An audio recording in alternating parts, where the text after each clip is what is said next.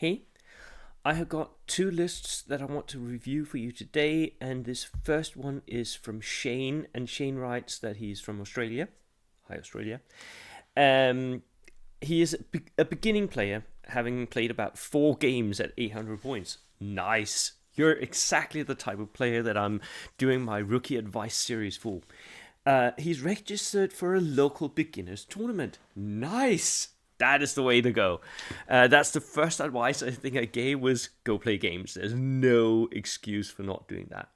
In November, bit of fun and experience. If you go to a tournament with that in mind, just wanting to have fun, meet people, you're never going to be disappointed. It has a 13 order dice limit and must take a rifle platoon and 1 platoon of anything else. Nice. Good combination. I think most people will take a rifle platoon and an armored platoon. Shane has tried several different lists, and I feel like I'm having trouble with coming up with a list that can effectively tackle anything that I may come against. You're never going to be able to do that, but there is a way to have multiple things in your list. Is this the right approach, or should I be building a list that's more focused on doing something well? This is one of those things where you're over focusing on your list. I think as a rookie, you should build a list where you're comfortable with using the units that is in it. But we'll go over your list and see what's there. He's attached an 800 point list. Right. He also writes that in my games I have already played against a forward artillery observer on a small table, and that messed me up. A 4x4 table. At 800 points? Okay. The main advice I can give you against artillery observers is don't clump up. Spread out a bit. Right? So in the attached list, I have included not only a sniper and spar trooper to counter effectively, also my own forward artillery observer. Nah, don't do that. Not needed. And then he writes about list, and we can go and watch that list. Anywho, I think there is a tendency among beginning players to overcompensate. Like you run up against one list or one opponent that really messed you up in one game, and you overcompensate, and then you tailor your list to defeat that list, and it's not good. So I would say that if you're going to fight against artillery observers, which is a thing, and if you have trouble, like if you have trouble spreading out enough or whatever, use reserves, use outflank. So 800 points, 10 order dice. I would say you could easily boost this to 11, and I'll find you the points to do this in a minute. If and it was 13 order dice, that was the limit for this tournament. I don't think you need to go to 13. For me, at 700 points, I would say 9 order dice is the perfect place to be. So 11 order dice is maybe the perfect place to be at 800. So you have a regular German platoon commander. I don't think this is needed. If you are a beginning player, if your opponents are beginning players, you don't need that extra snap 2 that you get for being regular. It's too much. So this is the first place where you could save 9 points. That's a whole nother man. Panzer Grenadiers, 5 men at 100 points, veteran double light machine guns. If you can buy these regulars, because the double light machine gun squad is mostly going to sit in your back line, but there is a tendency, of course, and it is quite good. A lot of competitive players do this, including myself, to buy veterans for everything, because they're just so much more survivable. So I get it. Just don't think that a 5-man veteran unit can push up. The Spähtruppen, perfect. Gebirgsjägers, perfect. These guys are going to mess up your enemy's forward artillery observer. So what you do is you keep them back in the infiltration game, right? In the infiltration game, you each put your dice in the bag for what you have that's infiltrating. And what you want is to use the Spähtruppen last. When he has already deployed his artillery observer, you deploy your Spähtruppen 12.1 inches from his artillery observer. And then once you start drawing the regular dice for the game, first turn, you pull out the first dice, your Spähtruppen moves up and blasts the artillery observer with whatever rifles you got. Ideally, I would put in a submachine gun as well. He'll go down, wasting his turn, or he will die. Another Panzer Grenadier unit here. Again, light machine guns. This is 2 light machine gun units. Pretty good. You cannot take another Spähtruppen though. Sorry. Yeah, I don't believe you can. Even though it doesn't have the infiltrator rule, I believe you're limited to 1 Spähtruppen per infantry platoon, per rifle platoon. Artillery observer, 75 points, not needed. You don't need it, and it's not very good for the Germans. Other nations have extra rules that makes these extra good, but even if you're playing on 4x4s, you don't really need this. And it's difficult to use in a way that's beneficial.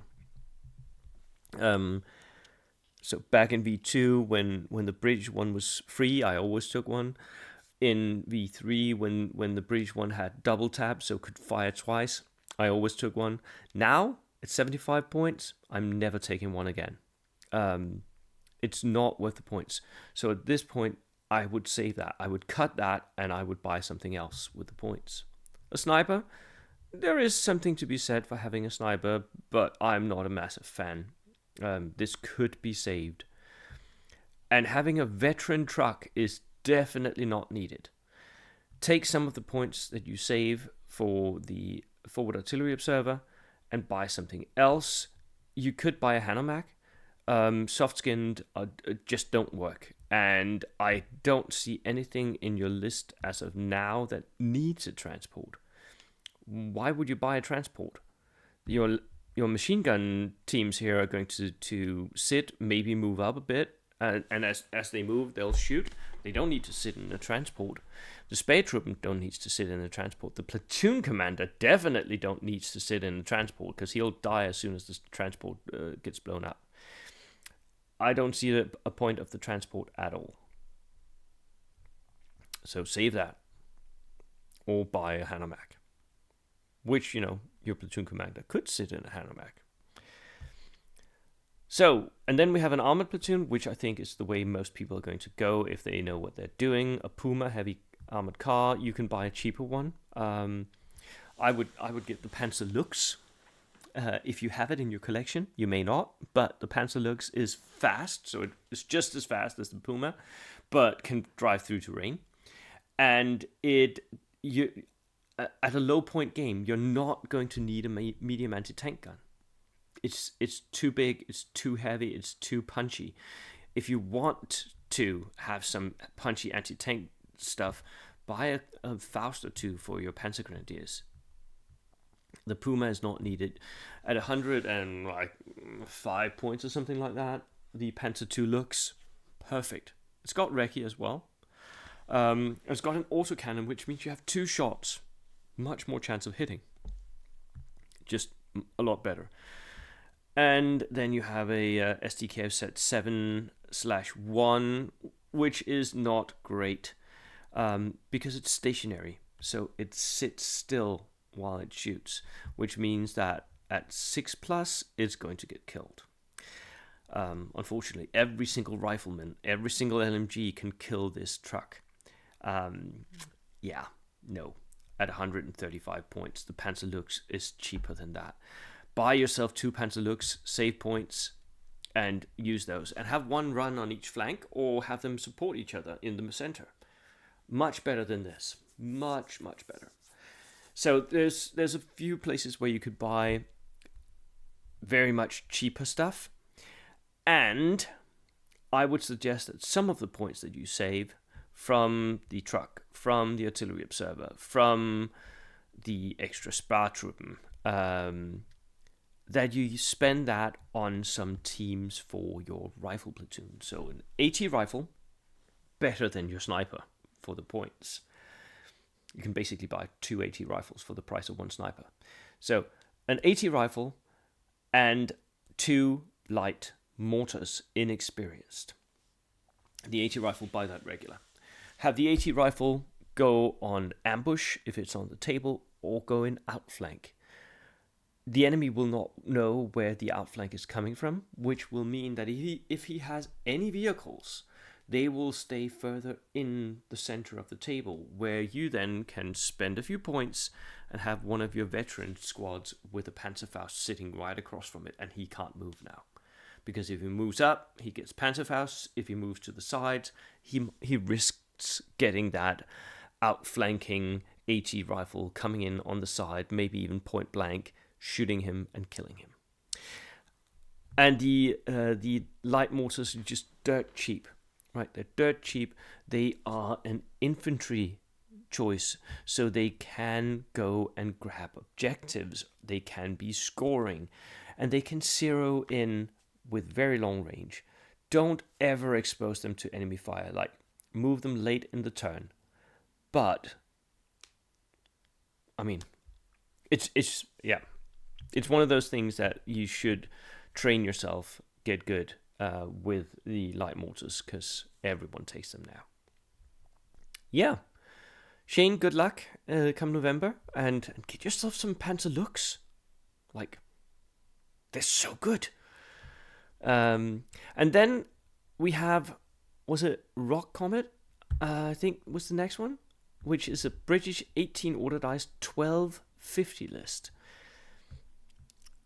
Let's see, is it all guards? So we have a company commander +5, isn't it, just for 41 points? I mean, it's a no-brainer. Then we have a rifle platoon with the officer. Yep. SAS. Nice. These SAS will always get to go because of the +5. 7 dudes with tough fighters. Nice. That is a very, very hard unit. Because they're fanatic, right? Maybe even like a close combat unit. It's definitely a push unit. But I would ideally want there to be some SMGs in it and maybe a transport for them. 2 of those. Nice. Very dangerous. Very hard to kill. Artillery observer. 8 men. Making them SAS. Oh my god. I've seen this done before. I'm not sure it's a good idea. But it does mean that you have the biggest, hardest, baddest infiltrating unit of the game, because you've made your artillery observer into an SAS super unit, basically. Super unit. But you're paying 228 points for 8 veterans. But they can infiltrate. They can infiltrate, which is what matters here, right? They are fanatic infiltrators, tough fighters. These guys are dangerous beyond belief. They are so dangerous. But it's a point sink. Oh man. Have we finally found the one point sink, the one Death Star that may be actually worth it? I don't know. The LVT, oh, I love some LVT. My LVT is, it's not been out in V3 yet, but I mean, I love it. It's inexperienced though, so it's mostly there for transport capacity, but I mean, yeah. If you have the points, let's see if we can make that regular. The 15 CVT truck, not needed, I think. I don't see the point of that. The 2 SAS units can go in the LVT and then push up. Heavy weapons platoon, nice. I like. Inexperienced officer, heavy mortar team with spotter, nice. That is very dangerous, isn't it? Light mortar, inexperienced, perfect. Regular anti-tank rifle, Piet rifle, Piet anti-tank team as well. and a Jeep for one of those. I would suggest that the Piat gets the Jeep, and the AT rifle maybe sits as a sniper or an outflanking unit. And then an armored platoon cruiser. Cruiser tanks are pretty good. They've got, in this case, they've got 9+, but they are very expensive. So it's another Death Star choice here, which I'm not a massive fan of, but he does have the order dice to be able to do this. And then Vickers 3-ton tanks, double light machine guns, 7+. Yeah, I would want there to be more tanks.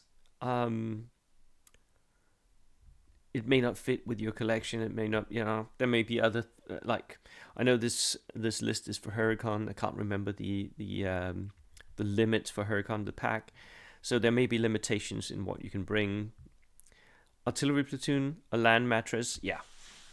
This, I suggest, is the optimized version of a British artillery platoon, except that the officer has a rifle. He doesn't need that. He'll sit behind the multi-rocket launcher and just have it go every single turn, right? The multi-rocket launcher will mean that the enemy spreads out. Once the enemy spreads out, the SAS can punch and kill, right? The only thing I think is bad is I think you should cut the cruiser tank and find 2 or 3 lighter, cheaper tanks to push out and fill out that armor platoon. I would suggest looking at Humbers. Humbers are great. So yeah. Otherwise, also a nice list. Thank you for submitting. If you want to submit your lists for review, there's a wait list, but I'll get to it at some point. My email is in the description. See you next time. Cheers.